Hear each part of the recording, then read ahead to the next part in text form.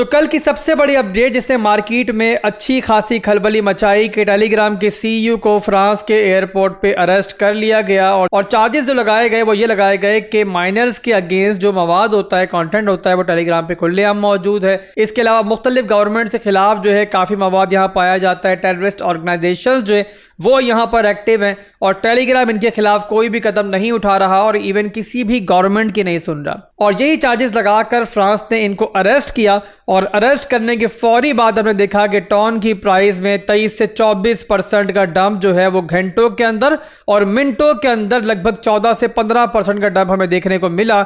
और टॉन उस प्राइस पर हमें दिखा कि जहां पर लॉन्च के बाद से हम इसे नहीं देख पा रहे थे। अब टॉन का जो इकोसिस्टम है अपने लॉन्च के बाद से इतना ज्यादा हाइप के अंदर था कि एक के बाद एक प्रोजेक्ट जो है इनके इकोसिस्टम पे लॉन्च हो रहा था और यहाँ बड़ी स्पीड के साथ जो है ग्रोथ देखने को मिल रही थी। इसके अलावा आप जानते हो कि रिसेंटली जिस एयर ड्रॉप का पूरी मार्केट में हाइप है, बाइनेंस, बाइबिट, बिटगेट वगैरह तमाम एक्सचेंजेस जो है उस कॉइन को लॉन्च भी कर रही हैं। मैं बात कर रहा हूं डॉग्स की, वो भी टॉन इकोसिस्टम से ताल्लुक रखता है। तो यहाँ पर इतनी हाइप के बाद इतना बड़ा झटका जो है हम कह सकते हैं कि एक तरह से नजर लगी है इनके इकोसिस्टम को। अब इस खबर के बाद ना सिर्फ के टॉन बल्कि इसके इकोसिस्टम के तमाम कॉइन्स जो है बुरी तरीके से ड्रॉप होते हुए हमें दिखाई दिए। पूरी लिस्ट आपके सामने है और टॉन के इकोसिस्टम पे हम कह सकते हैं कि मिनटों के अंदर जो है ना बर्बादी छा गई और एक के बाद एक तमाम कॉइन्स यहाँ पे डंप करना स्टार्ट कर दिया। अब यहाँ पर आप सबके जहन में सवाल ये होगा कि टॉन कॉइन का आगे क्या फ्यूचर है। इसके अलावा डॉग्स कॉइन जो बाइनेंस और दीगर एक्सचेंजेस पे लॉन्च होने जा रहा है, क्या बाइनेंस एक्सचेंज या बाकी एक्सचेंजेस उसकी लिस्टिंग कैंसिल कर सकती हैं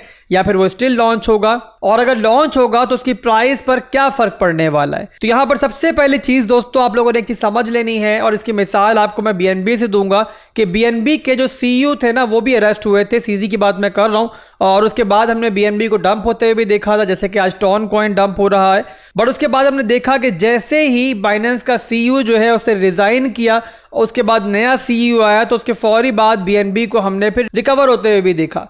तो ऐसा ही कुछ दोस्तों टॉन कॉइन के साथ भी आपको देखने को मिलेगा कि जैसे ही कोई अच्छी खबर आएगी कि सीईओ यहाँ पे रिहा हो गया है या फिर कोई नया सीईओ आ गया है और उसने इस प्रोजेक्ट को लीड करना स्टार्ट कर दिया है, तो यहाँ पर भी बेहतरी आना शुरू होगी और फिर टॉन कॉइन आपको रिकवर होता हुआ भी दिखाई देगा। और मेरे हिसाब से टॉन का जो इकोसिस्टम है ना वो आने वाले दौर का एक बड़ा इकोसिस्टम है। टेलीग्राम की एक बहुत बड़ी कम्युनिटी है और बहुत लॉयल कम्युनिटी है। तो यहाँ इतनी जल्दी मेरा नहीं ख्याल कि सिर्फ सीईओ के गिरफ्तार होने से इकोसिस्टम जो है बर्बाद हो सकता है। पहले भी बहुत बड़े बड़े दबाव का ये शिकार रहा है टेलीग्राम और इसने हर बार हर प्रेशर को जो है बर्दाश्त किया है, सरवाइव भी किया है। तो आगे चल के आपको कुछ बुरी खबरों के बाद अच्छी खबरें भी देखने को मिलेंगी और वैसे ही दोस्तों टॉन कॉइन भी और इसके इकोसिस्टम के तमाम कॉइन्स जो है यहाँ पे रिकवर होने स्टार्ट होंगे। इसके बाद आज का सबसे बड़ा सवाल, डॉग्स कॉइन की लिस्टिंग यहाँ पे कैंसिल होने जा रही है या फिर लिस्ट ये होगा, तो उसके जवाब दोस्तों आपको बाइनेंस एक्सचेंज पे क्लियर मिल जाएगा। कितने घंटे गुजरने के बावजूद, इतने सीरियस चार्जेस लगने के बावजूद डॉग्स कॉइन की लिस्टिंग का काउंटडाउन जो है वो बाइनेंस पे स्टिल चल रहा है, बाइनेंस पे चल रहा है, बिटगेट पे चल रहा है, बाइबिट पे चल रहा है और उन तमाम एक्सचेंजेस पे चल रहा है जिन्होंने भी यहाँ पे डॉग्स की लिस्टिंग करनी है। और एक बात याद रखें दोस्तों, किसी भी कॉइन को लिस्ट करने के पीछे ना पूरा एक बहुत बड़ा प्रोसेस होता है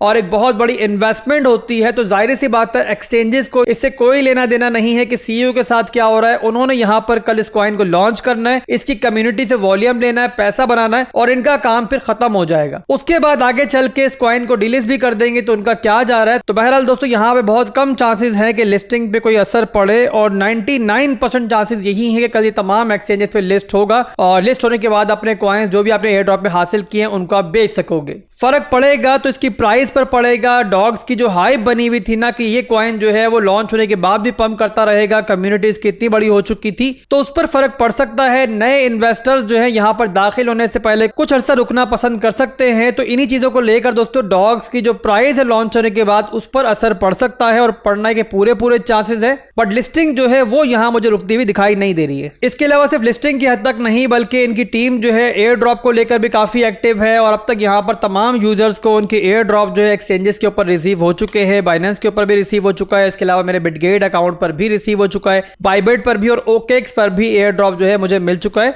तो मैं उम्मीद करता हूं कि आप सबको भी एयर ड्रॉप जो है वो रिसीव हो चुका होगा और अब यहाँ पर जब ये लॉन्च होगा तो आप लोग अपने प्रॉफिट वगैरह जो है है कल बुक कर पाओगे इसके अंदर। इसके बाद चलते हैं बिटकॉइन के चार्ट के ऊपर, टेक्निकल एनालिसिस आपको देते हैं बिटकॉइन की क्या सूरत हाल चल रही है इस टाइम। उसके लिए मैंने 4 घंटे के टाइम फ्रेम का चार्ट ओपन कर लिया है बिटकॉइन का, और यहाँ पर प्रीवियसली आप लोगों को पता है कि एक इंपॉर्टेंट रेजिस्टेंस लेवल था बिटकॉइन का 61,000 के लेवल के ऊपर। बिलाखिर बिटकॉइन ने इसको ब्रेक किया है, और ब्रेक करने के बाद बिटकॉइन एक नए लेवल में अब दाखिल हो चुका है। और इस नए लेवल का जो सपोर्ट एरिया है वो वही एरिया है जो पहले हमारा रेजिस्टेंस एरिया था 61,000 का एरिया, और जो सप्लाई एरिया है वहीं पर बिटकॉइन इस टाइम रिटेस्ट करता हुआ दिखाई दे रहा है। अब ये लेवल्स मैंने कल की वीडियो में भी आपको एक्सप्लेन किए थे काफी तफसील के साथ, और स्टिल बिटकॉइन जो है उसी लेवल के ऊपर मौजूद है। अब ये रेजिस्टेंस लेवल जो है ना बहुत स्ट्रॉन्ग ना सही, बट बहरहाल एक डिसेंट सप्लाई जोन मौजूद है। अब यहाँ पर या तो रेजिस्टेंस जोन को बिटकॉइन ब्रेक कर दे या फिर इससे नीचे रिट्रेस करे डिमांड जोन की तरफ, तो हमारी जो है एंट्री बनेगी। और मेरी एक्सपेक्टेशन यहाँ पूछेंगे तो मैं एक्सपेक्ट ये कर रहा हूँ कि बिटकॉइन एक छोटी सी रिट्रेसमेंट जो है ना वो ब्रेकआउट से पहले ले सकता है,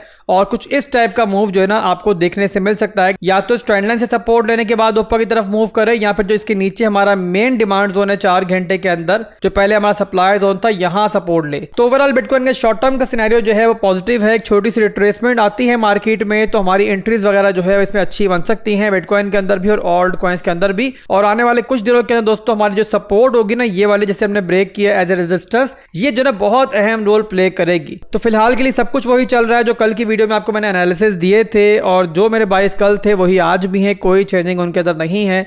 आज वीकेंड है और सुबह 5 बजे पाकिस्तान टाइम के हिसाब से बहुत इंपॉर्टेंट वीकली क्लोजिंग होनी है, उसका बहुत इंपैक्ट पड़ेगा मार्केट के अंदर। तो जो भी सूरत हाल बनेगी इंशाल्लाह क्लोजिंग के बाद एक वीडियो बनाकर आपको एक फ्रेश अपडेट देंगे। तब तक के लिए दोस्तों आपसे इजाजत चाहूंगा, दुआ में याद रखिएगा। अल्लाह हाफिज।